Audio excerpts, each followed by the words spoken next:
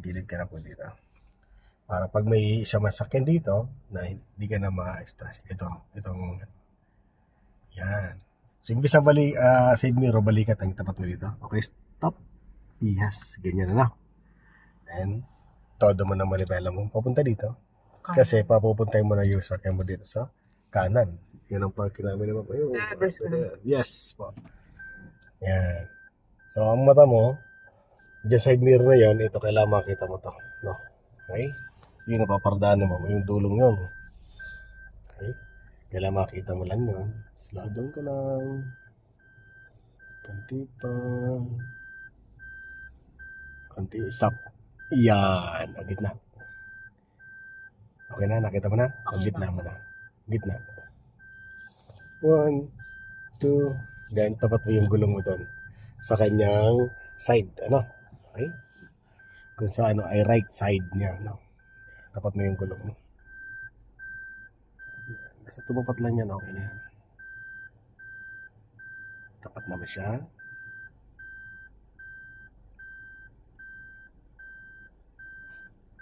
Okay na? Okay na po. Okay. So, sige. Todo mo naman ibala ko dyan. Saan pupunta mo pitang sakyan mo? Kaliwa o kanan? Kaliwa. Yes. Todo mo sa kaliwa. Yes. Okay. So, tinan mo kung sasabit siya dyan, no? Yan, maluwag. Stop ka muna. Bakit lumuwag yun? Ganito. Huwag mong kakalimutan ito, ha? Kaya lumuwag yun, kala mo, tapat, pero sobra yung gulong mo. Kaya lumuwag.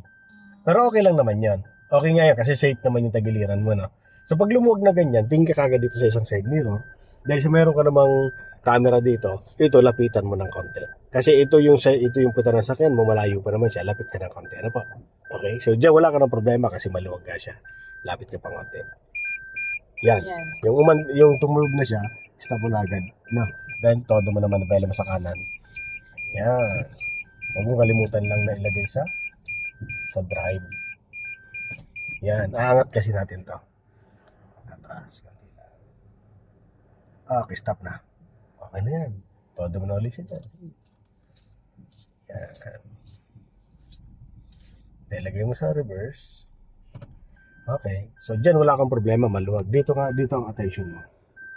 Okay, atras. Yes. So, dito natin kung pantay na yung katawan ng sakyan mo. Diba? So, dito safe naman eh. Sige, atras. Go. So, mas easy to. Diba? Yan. Sige pa. Hintayin mo lang pumantay katawan ng sakyan mo. Stop mo na. Ano? Kasi lagpas na siya. Kumbaga hindi pa tayo nakakatuwid pero lumalagpas na itong side. Gitna mo muna manibela mo. 1, 2. Then atras ka ng konti. Atras pa po ng konti. Yan. Sige, atras. Sige, lapit ka doon. Lapitan mo yun. Sige lang, lapitan mo. Sige, lapitan mo yung gat. Sige, lapitan mo. Sige, lapitan mo. Lapitan mo. Okay. Konti pa. Stop. Okay. Ito daw manibela mo dyan. Yan. Pag-atras yan, ma'am, ito, tinan mo sa unang pantay na yan. Atras ka. Whoop. Konti pa. Whoop. Stop. Gitna, manibela mo. 1, 2. Then, doon ka na sa starter. No? Slow down. Oh, perfect parking yan. Nakama?